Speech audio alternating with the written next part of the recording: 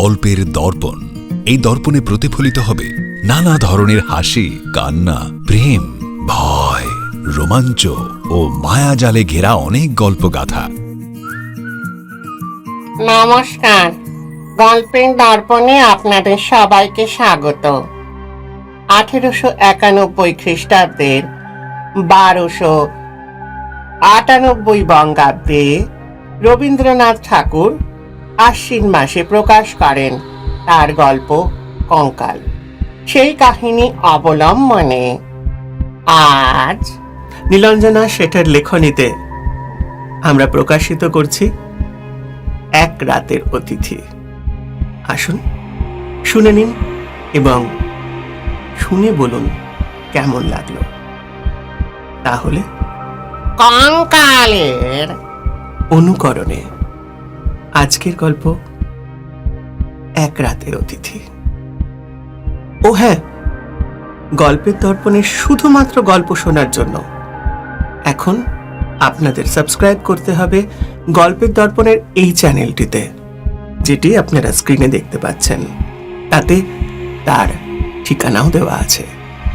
শুধু সাবস্ক্রাইব করুন, bell icon press করুন আর আমাদের সঙ্গে জুড়ে থাকুন। তাহলে এখন আসি আমাদের গল্প কঙ্কাল অবলম্বনে। শুনুন এক রাতের অতিথি।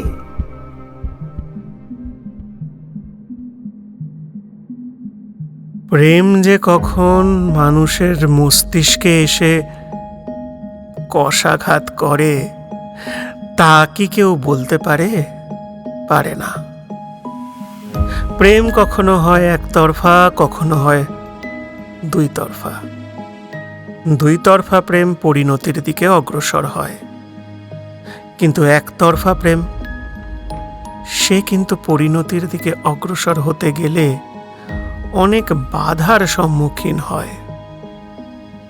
রবীন্দ্রনাথ তার এই গল্পের মাধ্যমে সেই প্রেমটি প্রকাশ করেছেন।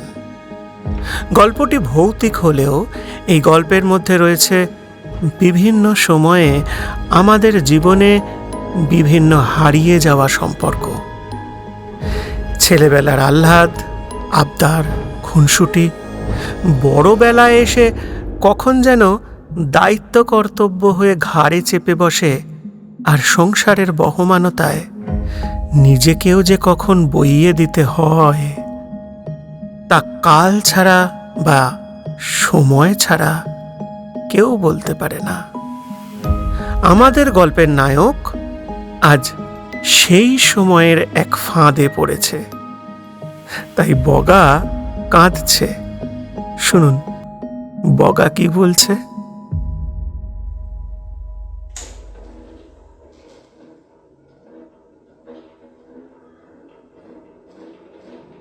উফ, কি গরম রে বাবা। ওরে বাবারে, মশারির বাইরে গিয়ে যে শোবো তারও তো উপায় নেই। হেলিকপ্টারের সাইজের এক একখানা যা মশা যে গান শুরু করেছে না, উফ, মশারির ভেতর থেকে দিব্যি শোনা যাচ্ছে।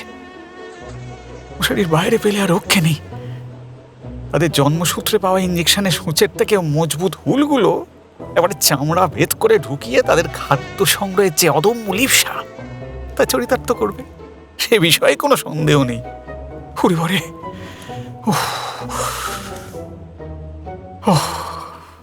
আমার দুর্ভাগ্য, বাড়িতে অনুষ্ঠান উপলক্ষে কয়েকজন অতিথি এসেছেন, একমাত্র আমিই ব্যাচেলর। তাহলে বুঝতেই পারছেন, একমাত্র আমিই সঙ্গীবিহীন। বাকিদের যে যার ঘরণী সংযুক্ত হওয়ার কারণে ঘরে সংকুলানের অভাব। তাই আমার ঘরটায় এখন ভাগ বসিয়েছে অন্য আরেকজন। আমরা তিনজন।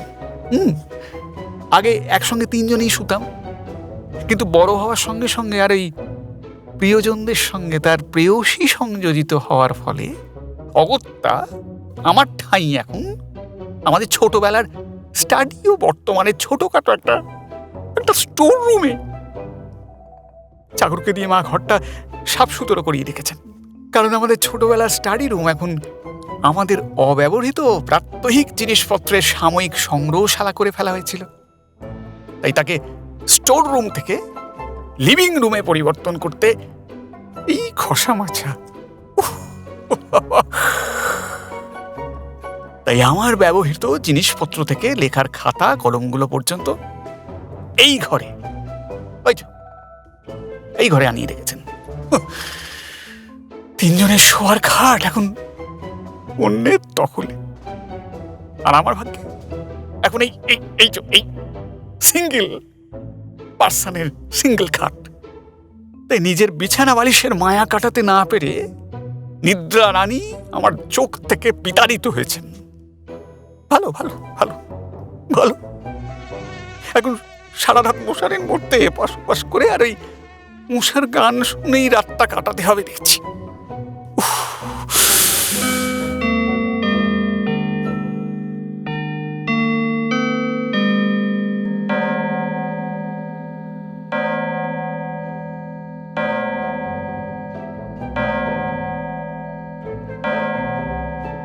ওই গির্জার ঘড়িতে বড় বড় ঘন্টাগুলো প্রায় সবকটাই বেজে গেল।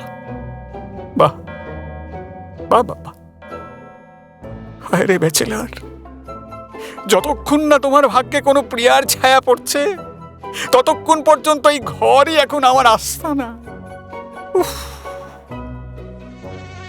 প্রাণের মানুষ, মনের মানুষ, তাই তো আত্মীয়, তাই বিরুদ্ধাচারণ করা যায় না।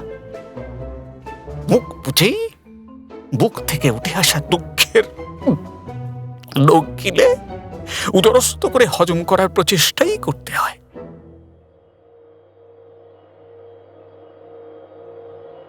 রাত যত গভীর হতে থাকে, আমাদের গল্পের নায়কের বিড়বিড় করে চলার ব্যামো ততই বৃদ্ধি পেতে থাকে।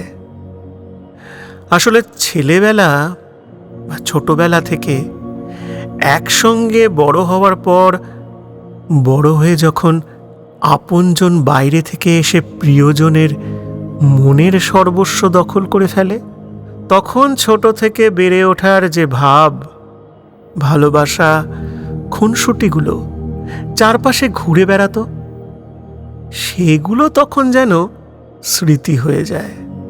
একাকী ঘরে তখন বড় হয়ে যাওয়া আর জীবনের কর্তব্যবোধগুলোর সঙ্গে পাল্লা দিতে গিয়ে নিজের মনের ছেলেবেলা কোথায় যেন হারিয়ে যায়। প্রেয়সীর প্রেম লাভের লিপ্সা তাকে তুষ্ট করার পিছনেই অতি চিন্তিত হয়ে পড়ে।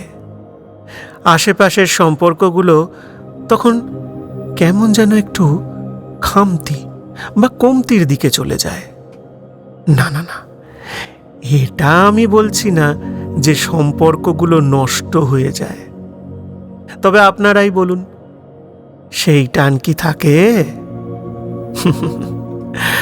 তখন নিজের সংসার, নিজের পরিবার এক থেকে তখন বহু পথে অগ্রগামী হয়।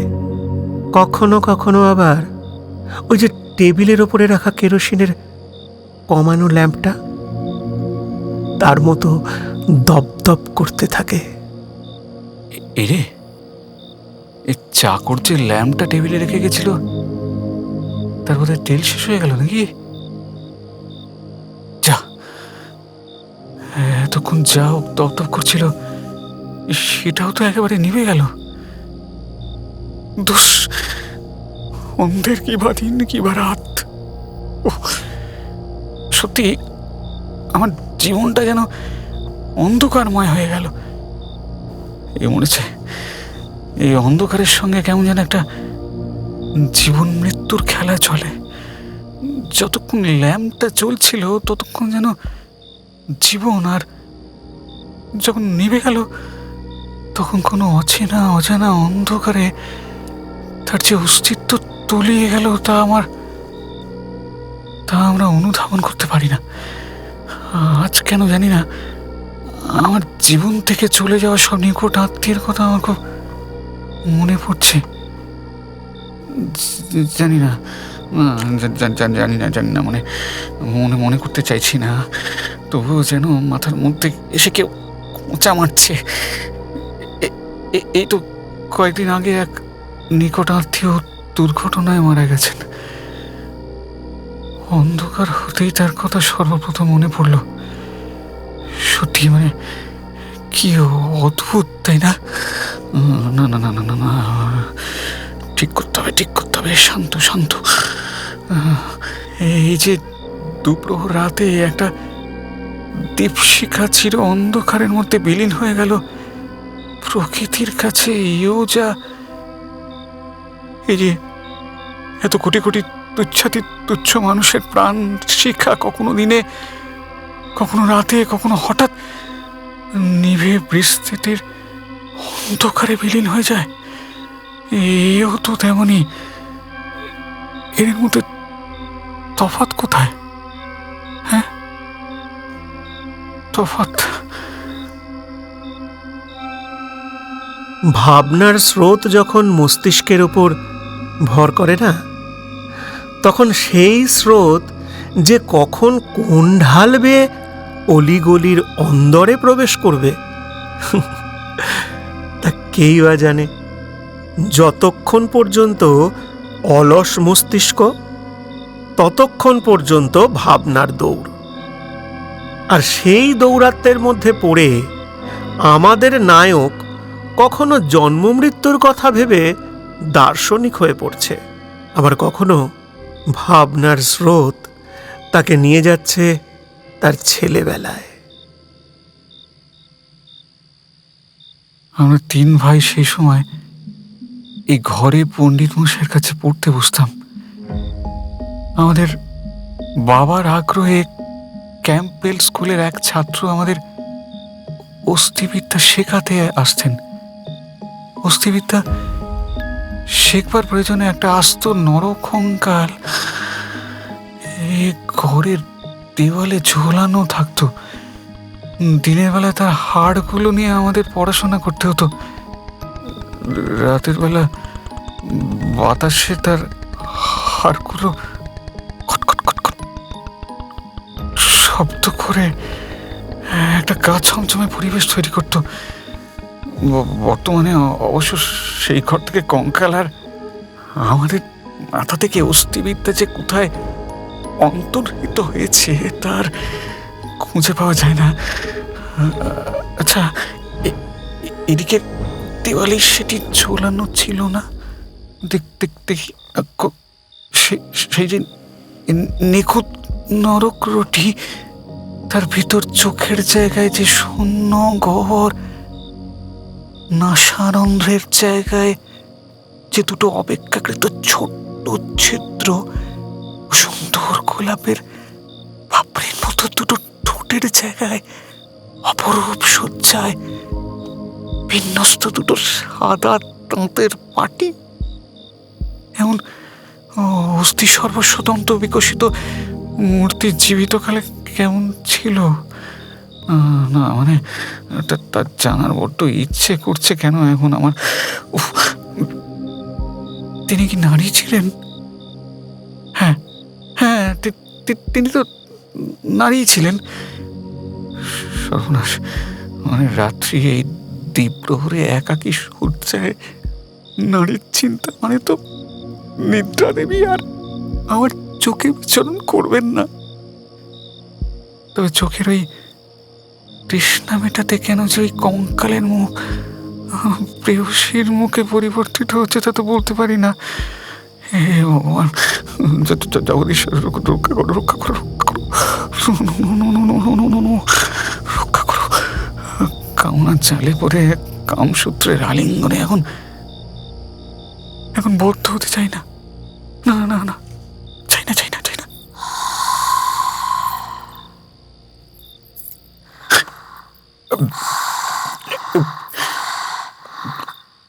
ঘরে কি কেউ উপস্থিত হয়েছে? না না, দরজা তো বন্ধ।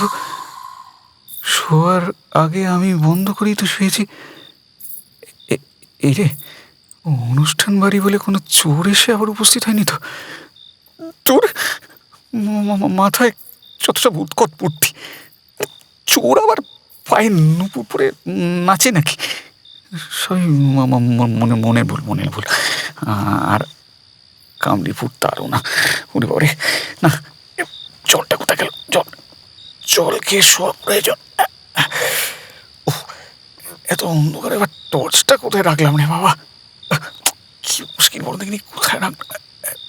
যাকে যাকে অন্ধকারের থেকে চোখটাও এখন বেশ মানিয়ে নিয়েছে, মোটামুটি দেখতে পাচ্ছি।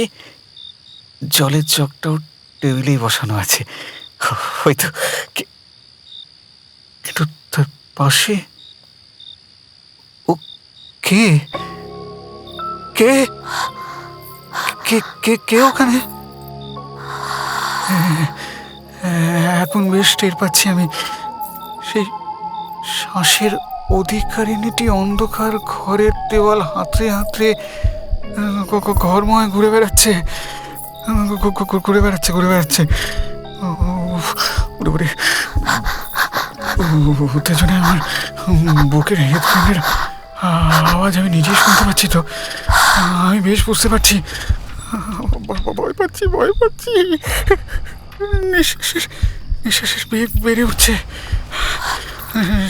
শারীর খসখস শব্দ পাচ্ছি, চুরির ঋণের আওয়াজে বেশ বুঝলাম নিঝুম রাতে আমার মস্তিষ্ক থেকে বোধহয় এনার উৎপত্তি হয়েছে। আচ্ছা, সবই আমার নির্ঘুম গরম মাথার কল্পনা থেকে উদ্ভূত নয় তো? মনকে প্রবোধ দিয়ে ভয়টা কাটাবার চেষ্টা করি। দেখি দেখি দেখি, গায়ের রঙগুলো এরকম খাড়া হয়ে যাচ্ছে কেন? গলার স্বর না, মনে জোরানি একটু। কে আপনি? আপনি কি কিছু বলতে চান?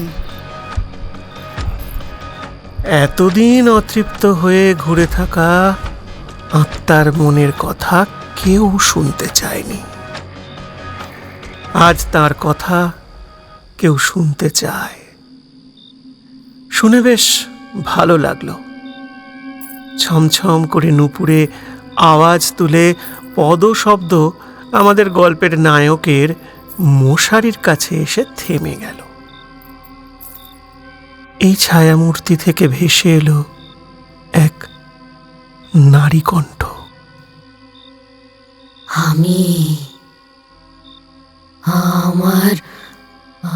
আমার সেই কঙ্কালটা কোথায় গেল, কোথায় গেল সেটাই খুঁজতে এসেছি। নায়ক ভয়ে ভয়ে পাশবালিশটা সবলে বুকের মধ্যে আঁকড়ে ধরে অতি পরিচিত সেই কঙ্কালটার কথা মনে করে সহজভাবে বলার চেষ্টা করলো, এই দুপুর রাতে বেশ কাজ পেয়েছো? হ্যাঁ, তা সে কঙ্কালে এখন তোমার কি দরকার?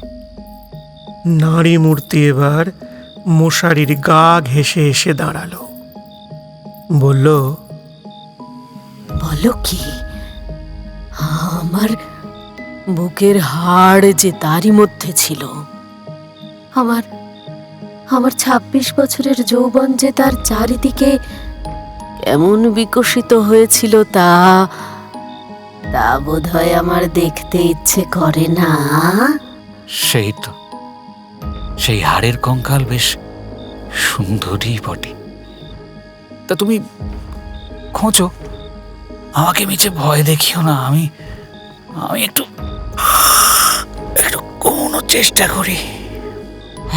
এই, তুমি বুঝি একলা আছো?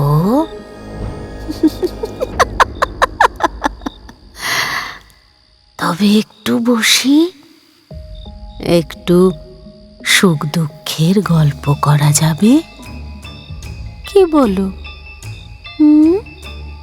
হ্যাঁ, এটা কি ভূতের সঙ্গে গল্প? কেন? তুমি তো জানতে চাইলে আমার গল্প। জানো, আজ পর্যন্ত কেউ আমার গল্প জানতে চায়নি। কত বছর পার হয়ে গেল, শুধু ঝুলেই রইলাম, ঝুলেই রইল আমার জীবনের ইতিহাস। বেশ, এখন তুমি যখন আমার ঘাড়ে ঝুলেছ, তখন বলো তোমার গল্প শুনি। 35 বছর আগে আমিও মানুষের সাথে বসে গল্প করতাম। এই 35টা বছর আমি শুধু শ্মশানের বাতাসে হু হু শব্দ করে বেরিয়েছি। আজ আজ তোমার সাথে বসে একেবারে মানুষের মতো করে গল্প করব, কেমন? হ্যাঁ, বেশ। দাঁড়িয়ে দাঁড়িয়ে তো আর গল্প হয় না। বসো বসো। হাজার হোক, ভূত হলেও একটা সম্ভাষণ জানানো তো প্রয়োজন। তা আমারও রাতে ঘুম আসছে না জানো। মানে এখন তোমার সঙ্গে কথা বলে আমার ভয়টা অনেকটা কেটে গেছে। তা গল্প বলবে যখন, তখন একটা বড় মজাদার গল্প বলো দেখি। মজার? তা সবচেয়ে মজার গল্প যদি শুনতে চাও, তবে আমার জীবনের গল্প বলি বরং। বলো। যখন মানুষ ছিলাম এবং ছোট ছিলাম, তখন একজন মানুষকে আমি জমের মতো ভয় পেতাম। সে আমার স্বামী। খুব অল্প বয়সেই এক অপরিচিত লোকের সঙ্গে আমার বিয়ে হয়ে যায়। কপাল ভালো, মাস 2 পরেই স্বামী পরলোক যাত্রা করল। আত্মীয় পরিজনেরা আমার হয়ে অনেক কান্নাকাটি করলো বটে, কিন্তু আমার শ্বশুর মশাই আমার শাশুড়িকে বললেন, এ মেয়ে সাক্ষাৎ বিষ কন্যা, বিয়ের 2 মাসের মধ্যেই স্বামীকে খেয়েছে, একে এখনই বাড়ি থেকে বিদায় করো। বাহ, চমৎকার। মানে গল্পের শুরুটা কিন্তু বেশ মজারই বটে। হ্যাঁ, বিয়ে না হতে হতেই বর পটল ডাঙা আর বউ বাপের ডাঙা। জানি না, মানে গল্পের শুরু যদি এইটা হয়, তবে ক্লাইম্যাক্সে কি আছে? তারপর কি হলো? তারপর আর কি, আনন্দে তল্পি তল্পা গুছিয়ে বাপের বাড়ি চলে এলাম। সে তো বুঝতেই পারছি। আহ, গল্পের মাঝে আমাকে এভাবে বিব্রত করবে না বলছি, তাহলে তাহলে ঘাড় মোটকে দেব। এই না না, আর বিরক্ত করবো না। বল বল বল। ক্রমে আমার বয়স যত বাড়তে লাগলো, আমার রূপ ততই বাড়তে লাগলো। লোকে আমার কাছে লুকোতে চাইতো বটে, কিন্তু আমি বেশ বুঝতাম আমার মতো রূপসী এমন যেখানে সেখানে পাওয়া যায় না। তা তা তোমার আমাকে কেমন মনে হয়? না মানে, ছায়ামূর্তির আবার রূপ কি করে বুঝি বলো? তবে তুমি তোমার নিজের ঢাক যখন নিজে পেটাচ্ছ, তখন রূপসী না বলে আর উপায় আছে? রূপসী তো তুমি বটেই। তবে গল্পের আগে এগো এগো। সে কি, দেখনি কেন? আমার সেই কঙ্কাল দেখনি? এই যে একটু আগে তার কথাই তো চিন্তা করছিলে। হ্যাঁ, এই মানে সেটা তুমি জানলে কি করে? মজা করছিলাম। না, আর মজা নয়। এবার এবার তোমাকে তোমাকে আর কি প্রমাণ দেব বলো তো? যে শূন্য কোটর দুটোর মধ্যে বড় বড় টানা আয়ত কালো দুখানি চোখ আর রাঙা দুটি ঠোঁটের উপর যে মৃদু হাসিটি মাখানো থাকতো, তার সাথে এই অনাবৃত দন্তসার বিকট হাসির কি কোনো তুলনা হয়? ওই খটখটে হাড্ডিসার কঙ্কালটার উপর যে নিটোল লাবণ্যময় রূপ বিকশিত হতো, তা মনে এলে হাসিও পায়, আবার দুঃখও লাগে, আর নিজের উপর রাগও হয়।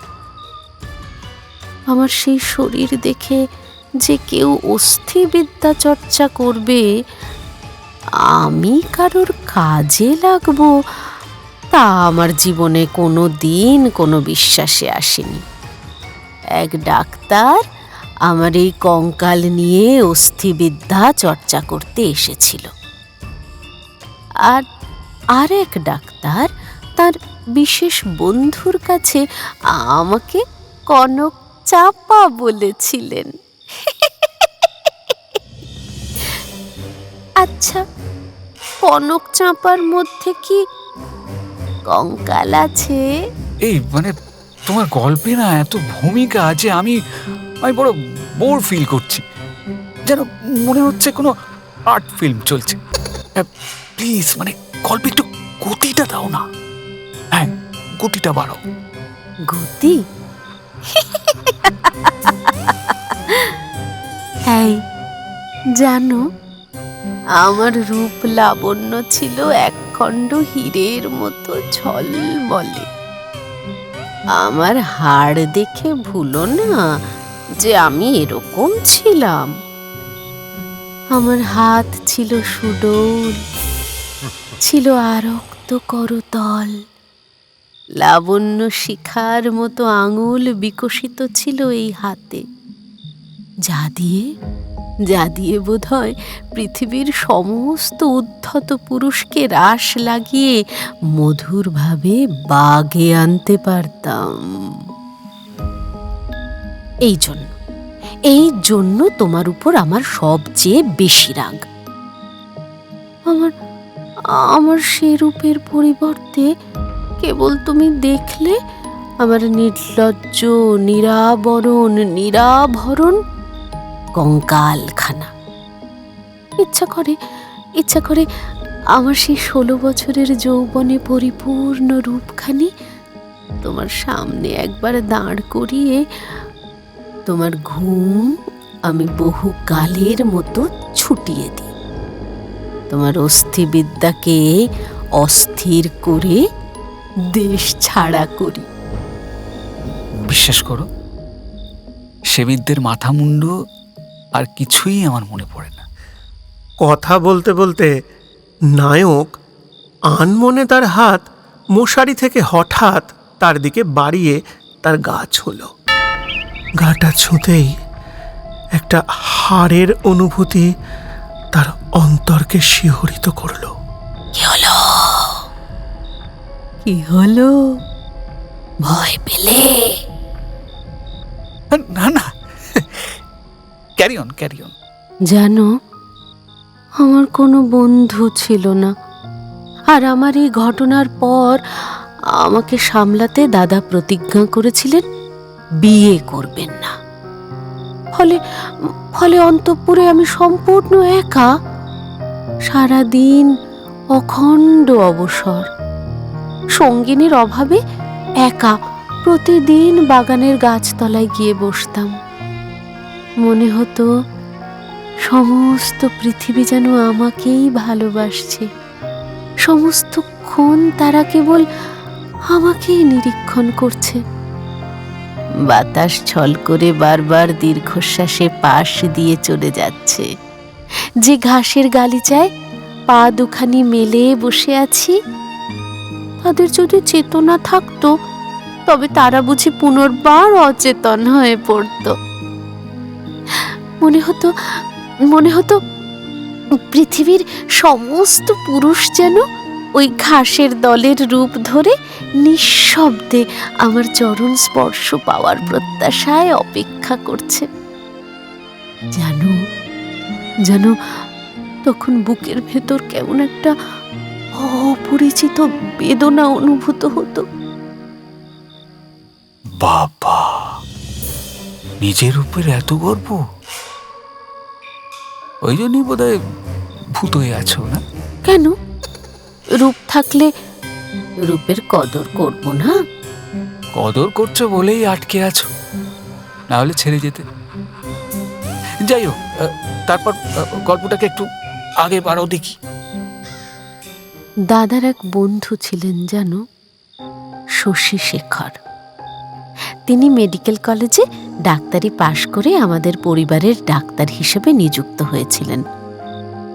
দাদা তেমন মিশুকে লোক ছিলেন না, সংসারে কেবল তাঁরই একটি বন্ধু, এই শশী শেখর।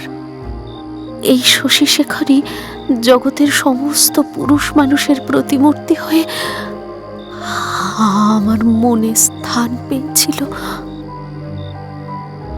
শুনছো শুনছো? শুনছি। তুমি বোধহয় তার প্রেমে পড়েছিলে না? এখন মনে হচ্ছে আমি যদি সেই শশী শেখর হতে পারতাম। উফ, আগে সবটা শোনো না। একদিন বাদলার দিনে আমার জ্বর হয়েছে। শশী শেখর দেখতে এসেছেন আমাকে। আমি জানালার দিকে মুখ করে তার অপেক্ষায় আছি, যাতে সন্ধ্যার লাল আভায় মুখের বিবর্ণতা দূর হয়ে যায়। ডাক্তার ঘরে ঢুকেই প্রথমে আমার মুখের দিকে তাকালেন। তখন আমি মনে মনে ডাক্তারের মনের মধ্যে একটু ঝোঁকার চেষ্টা করলাম। আমার কল্পনায় তখন আমার মুখ দেখে ডাক্তারের ভাবনা কি হতে পারে তা ভাবতে শুরু করলাম। নিজের মনেই ভাবতে থাকলাম, কোণে দেখা রাঙা আলোয় কোমল বালিশের উপর ঈষৎ রুগ্ন ফুলের মতো নরম একখানি পাপড়ি যেন আমার মুখ। অসংযত চুলের রাশি কপালের উপর এসে পড়েছে, যেন আমার ললাটখানির উপর আলতো তুলি বুলিয়ে দিচ্ছে সে। লাজুক দুখানি চোখের পাতা তুলে তার দিকে তাকালাম। ডাক্তার দাদাকে বললেন, একবার নাড়িটা দেখতে হবে। আমি গায়ের চাদরটা সরিয়ে হাতটা এগিয়ে দিলাম। ইস, যদি দুটো নীল কাঁচের চুড়ি পরতে পারতাম! রোগীর নাড়ি দেখতে ডাক্তারকে এমন ইতস্তত হতে আগে কখনো দেখিনি। সমানে তার হাত কাঁপতে থাকলো। তিনি আমার জ্বর মাপলেন। আমিও তার নাড়ির গতি কতক অনুভব করলাম। কি বিশ্বাস হচ্ছে না? ভেবেছ মেয়ে মানুষ আবার নাড়ির গতি কি বুঝবে? না না, তা কেন? সময় সময় পুরুষ মানুষের নাড়ির গতি ডাক্তারের থেকে মেয়ে মানুষেরাই বেশি বোঝে, তাই না?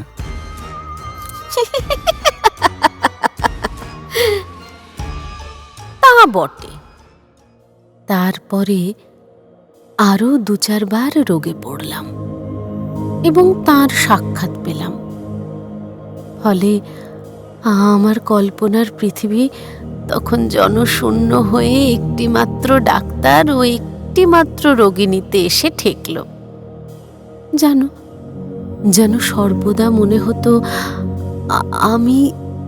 আমি যেন একা নই, শশীশেখর যেন পৃথিবীর সমস্ত বস্তুর মধ্যে দিয়ে সব সময় আমার পানি চেয়ে রয়েছে। সন্ধেবেলায় গোপনে একটা বাসন্তী রঙা কাপড় পরে ভালো করে খোঁপা বেঁধে তাতে একটা বেলফুলের মালা জড়িয়ে হাতে একটা আয়না নিয়ে বাগানে গিয়ে বসতাম। আয়নার নিজের রূপ দেখে দেখে কিছুতেই যেন আর পরিতৃপ্তি হয় না।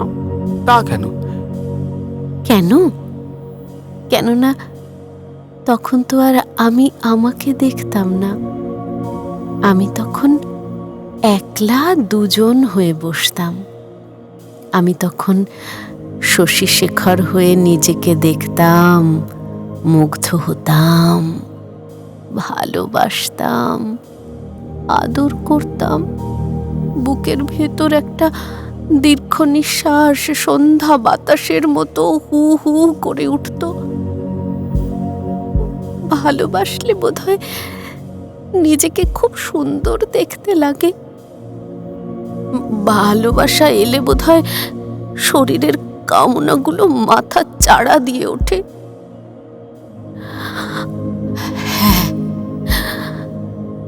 হ্যাঁ, আমি শশীশেখরকে ভালোবেসে ফেলেছিলাম।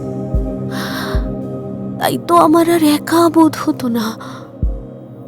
যখন চলতাম, পায়ের আঙুলগুলো এই পৃথিবীর উপর কেমন করে পড়ছে তাই লক্ষ্য করতাম, আর মনে হতো এই পদক্ষেপ আমার মানুষটির কেমন লাগবে। দুপুরে জানালার বাইরে ঝাঁ ঝাঁ করত রোদ, কোথাও সারা শব্দ নেই। মাঝে মাঝে এক একটা চিল দূরের আকাশে ডেকে উড়ে যেত। আমাদের পাঁচিলের বাইরে ফেরিওয়ালা খেলনা চাই, চুড়ি চাই হাঁক দিয়ে যেত। আমি একখানা ধবধবে চাদর পেতে নিজের হাতে বিছানা করে তাতে শুয়ে থাকতাম। একখানা অনাবৃত বাহু বিছানার উপর যেন অনাদরে মেলে রাখতাম।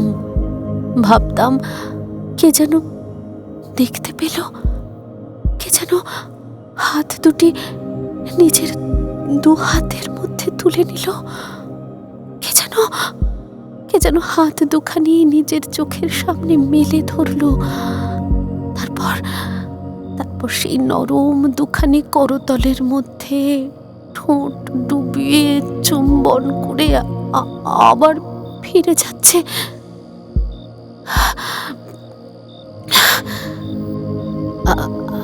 আচ্ছা আচ্ছা, ধরো এখানেই যদি গল্পটা শেষ হয়।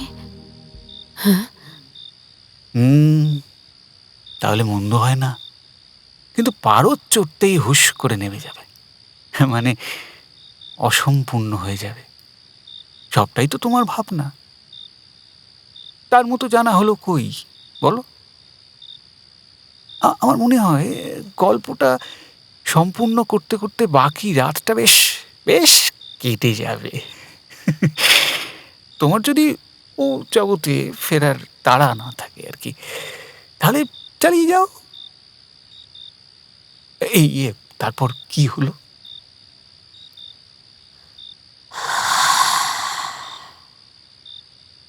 কিন্তু শেষটা শুনলে যে গল্পটা বড় নিরস হয়ে যাবে, এর আসল মজাটাই তো বাদ পড়ে যাবে। গল্পের ভেতরের কঙ্কালটা তার সব কটা দাঁত বের করে হাসে কই।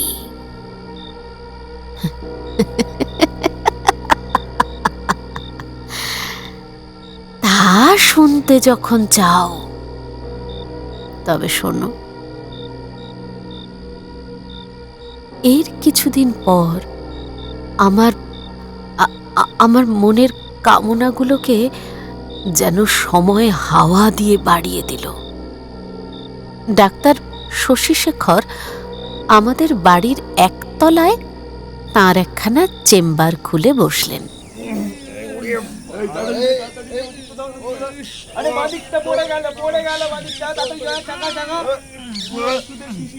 দাদা, দাদা, কি রে সব? একতলায় এত বাক্স প্যাঁটরা, এগুলো কার? কেউ বুঝি থাকতে এলেন? হ্যাঁ রে, শশী ডাক্তারি পাশ করে ডাক্তারখানা খোলার জন্য ঘর খুঁজছিল। তা আমি বললাম, আমাদের একতলাটা তো ফাঁকাই পড়ে আছে, ওর পছন্দ মতো সাজিয়ে নিক। তোকে বলতে একদম ভুলে গেছিলাম রে, বাড়িতে ডাকতে হাঁকতে একটা ডাক্তার থাকা ভালো, বুঝলি? আর তুইও সারাদিন একা থাকিস, বাড়িতে লোকজন আসা যাওয়া করলে তোরও ভালো লাগবে। আচ্ছা। মনে মনে বেশ আনন্দই হলো। দিন দুই পর একদিন বিকালে দেখলাম ডাক্তার চেম্বারে একা বসে আছেন। ভাবলাম একটু গল্প করে আসি।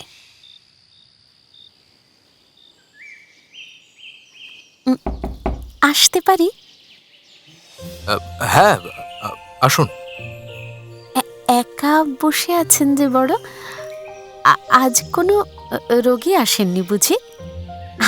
আজ বুঝি এ অঞ্চলের সকলেই ঈশ্বরের কৃপায় সুস্থ আছেন। আপনাদের ডাক্তারদের ঠেলায় যে আমাদের আর সুস্থ থাকবার জো নেই। না না না, ছি ছি ছি ছি, তা কেন? আমাদের পশারের জন্য আমরা মানুষের রোগ ভোগ কামনা করি, এমনই নীচ ভাবেন বুঝি আমাদের? বটে। তা বলুন দেখি, পেটের ব্যামো হলে কোন ওষুধ খেতে হয়? উপর পেটের জন্য এটা, আর যদি তল পেটে ব্যথা হয় তো এইটা। আরো নানা রকম আছে, তবে ওই রোগীর রোগ বুঝে দিতে হয়। আর বিষ খেলে তার কোনো চিকিৎসা নেই? তা আছে বটে, তবে অল্প। বিষের প্রকৃতির ওপর নির্ভর করে। তা ধরুন এই যে ডাটুরা, যাকে আপনারা ওই কি ধুতরা বলে থাকেন, এ কিন্তু তুমুল বিষ। একে বেটে যদি কোনো কিছুর সঙ্গে মিশিয়ে দেন তাহলে কিন্তু নির্ঘাত মৃত্যু। শশীশেখরের মুখে এমন সহজভাবে মৃত্যুর কথা শুনে মৃত্যু অত্যন্ত ঘরের লোক বলে আমার তাকে মনে হলো। যেন যেন মৃত্যুর সঙ্গে সে রোজই পাঞ্জা লড়ে। তাই তো সে ডাক্তার, রোগীর ভগবান। আমার এই ২৬ বছরের জীবনে মাত্র দুটি জিনিসকেই পৃথিবীময় দেখলাম, ভালোবাসা আর মরণ। ও কি মশারে বাবা! বিরক্ত হচ্ছ বুঝি? রসো রসো, আমার গল্প প্রায় শেষ হয়েই এসেছে, আর বিশেষ বাকি নেই। তোমাকে আর বেশি বিরক্ত করব না। না না বাবা, তুমি বলে যাও, কারণ তুমি চটলে আমার ঘাড় মটকাবে। কারণ সেই শাসানি তো তুমি আগে থেকেই দিয়ে রেখেছো আমাকে, তাই না?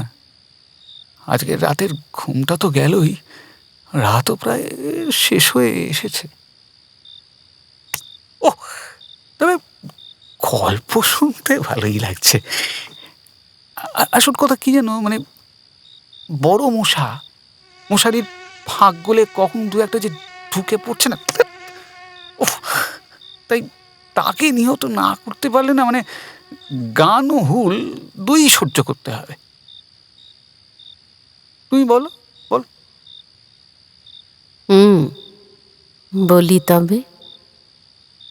জানো, একদিন দেখলাম সকাল থেকেই শশীশেখর বেশ সেজে গুজে কোথাও যাওয়ার জন্য তৈরি হচ্ছেন।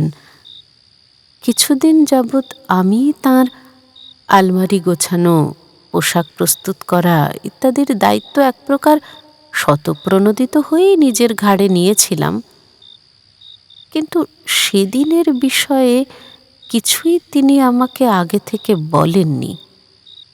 কানাঘুষোয় শুনলাম আজ রাতের জন্য তিনি দাদার কাছ থেকে জুড়ি গাড়ি ধার নিয়েছেন, আর থাকতে পারলাম না। দাদার কাছে গিয়ে এ কথা সে কথার পর জিজ্ঞাসা করলাম,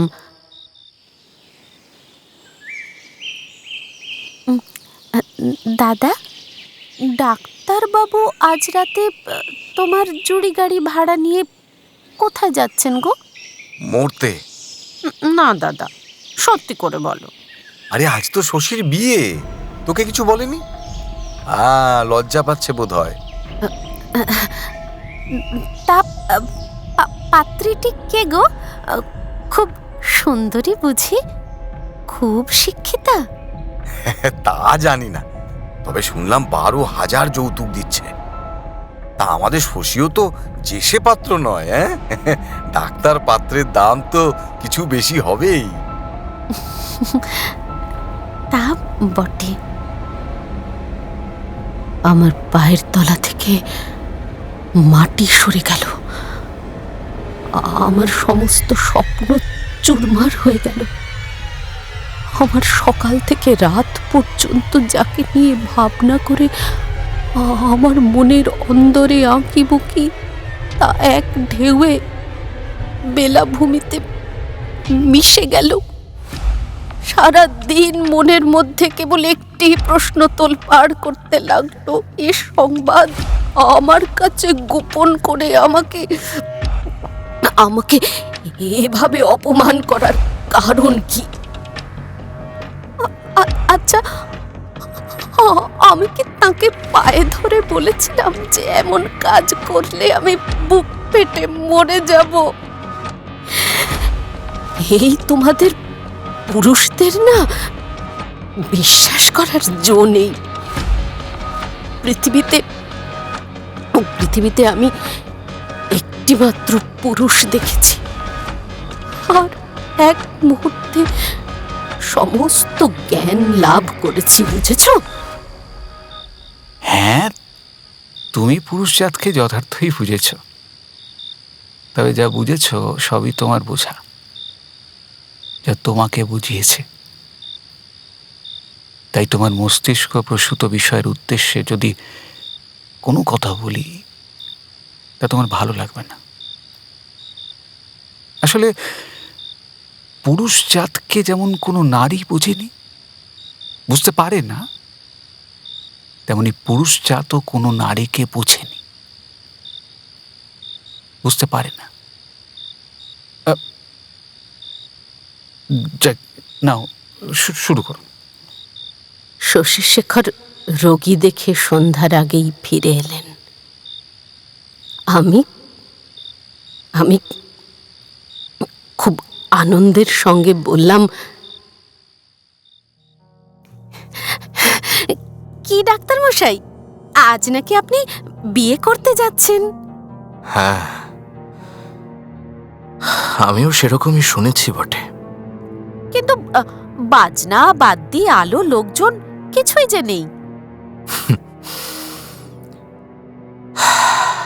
আচ্ছা, বিয়ে ব্যাপারটা কি এতই আনন্দের?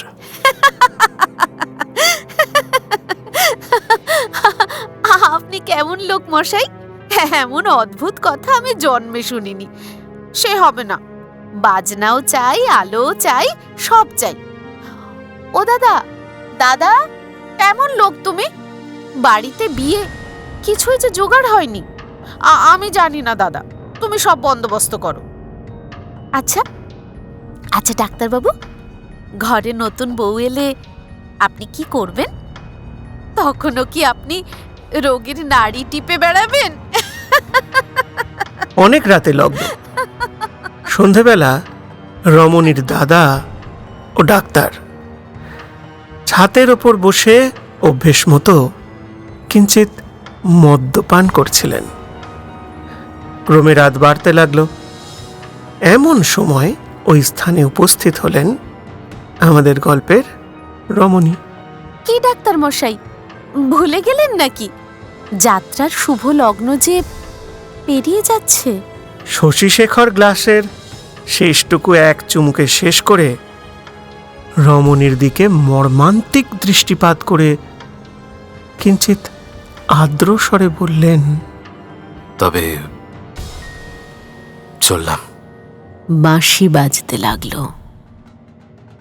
বাদ্য বাজনা আলো সহযোগে ডাক্তার ও অন্যান্য লোকজন রওনা দিল। আমিও একটা বেনারসি শাড়ি পরলাম। সিন্দুক থেকে সব গয়না বার করে একে একে পরলাম। সিঁথিতে সিঁথিতে বড় করে সিঁদুর দিয়ে আমার সেই বকুলতলায় বিছানা পাতলাম। কেউ জানে না আমি গোপনে ডাক্তারের ওষুধের আলমারি থেকে একটা গুঁড়ো সংগ্রহ করে এনে ডাক্তারের পানীয়ের গ্লাসে সন্তর্পণে মিশিয়ে দিয়েছিলাম।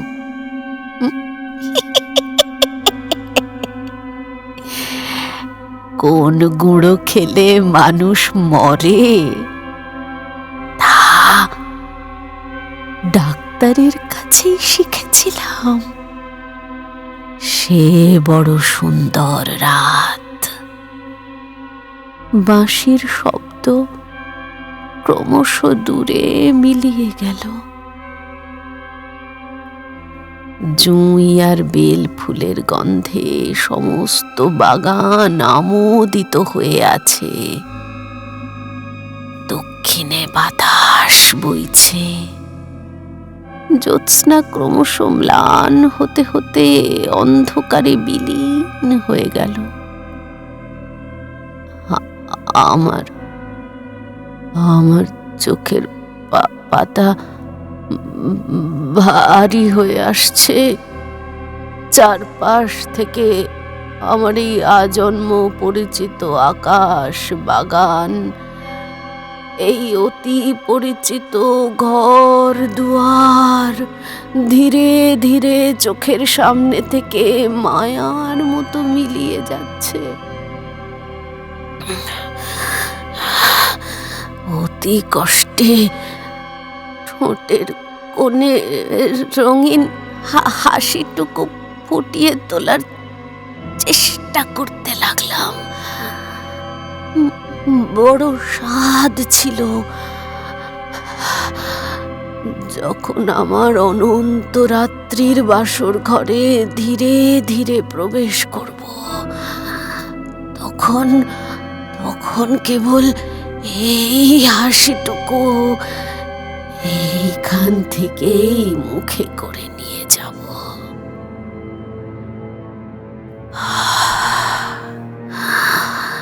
কিন্তু সে স্বাদ তো আমার পূর্ণ হলো না। না পেলাম বাসর ঘর, না হলো বিয়ের স্বাদ। চোখটা নামাতে শুধু পরনে দেখলাম আমার বেনারসি শাড়ি আর আমার গা ভর্তি গয়না। চোখ তুলতেই সেসব যেন কোন অন্ধকারে ডুবে গেল। সেসব সেসব কোথায় গেল? হ্যাঁ, কোথায় গেল? হায় রে অদৃষ্ট! আমাকে নিয়ে 3টে বাচ্চা ছেলে অস্থিবিদ্যা শিখছে। বুকের মাঝে সুখ দুঃখ যৌবনের সকল পাপড়ি এক এক করে যা প্রস্ফুটিত হতো সেই হৃদয় আর নেই। আছে শুধু মাংস, রক্ত, মজ্জা, লালাবিহীন একটা অস্থিসার। সেখানে বেত খুঁচিয়ে খুঁচিয়ে মাস্টার মশাই কোন অস্থির কি নাম তাই শেখাচ্ছেন ওই বাচ্চাদের। ঠোঁটের কোণের অন্তিম হাসিটুকুরও কোনো চিহ্ন নেই।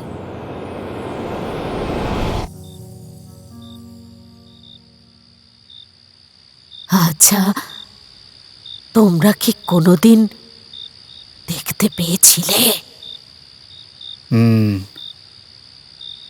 কঙ্কাল তার আবার হাসি, হাড় দিয়ে বোঝানো যায় না গো। তার জন্য অভিব্যক্তির দরকার হয়, আর সেই অভিব্যক্তি যতক্ষণ না মনে ফুটে ওঠে ততক্ষণ চোখে মুখে তার আভাস পাওয়া যায় না। আজ হয়তো সেই কঙ্কালের দিকে তাকালে ঠোঁটের কোণে তোমার হাসিটা হয়তো অনুভব করতে পারবে। কি গল্পটা কেমন লাগলো? দেখো, ভালোবাসা শেখায় ত্যাগ, কিন্তু তুমি ভালোবাসা পেলে না বলে ভালোবাসাকে বিষ দিয়ে মারবে? যে ভালোবাসায় বিষ আছে সে গল্প ভালো লাগে? জানি না আমি।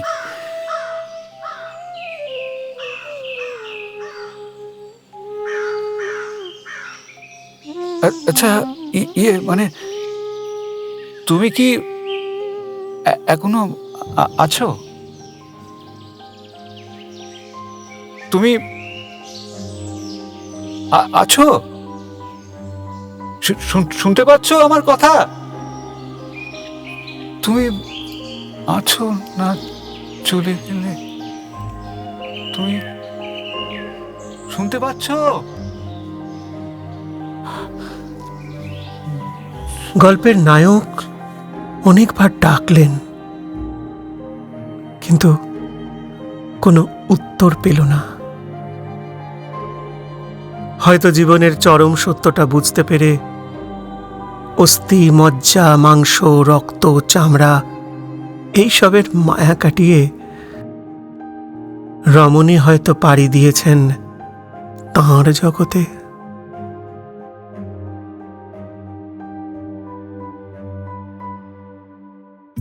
আজকের মতো গল্পের দর্পণের সময় শেষ। আগামী পর্বে নতুন গল্প নিয়ে হাজির হব আপনাদের সামনে শনিবার রাত 10টায়। ততক্ষণের জন্য একটু বিরতি। নানা স্বাদের নতুন নতুন গল্প শুনতে চাইলে আমাদের চ্যানেলকে সাবস্ক্রাইব করুন। সবার আগে নোটিফিকেশন পাওয়ার জন্য বেল আইকন ক্লিক করুন। বন্ধুদের সাথে শেয়ার করুন, আর অবশ্যই লাইক আর কমেন্টস দিতে কিন্তু ভুলবেন না।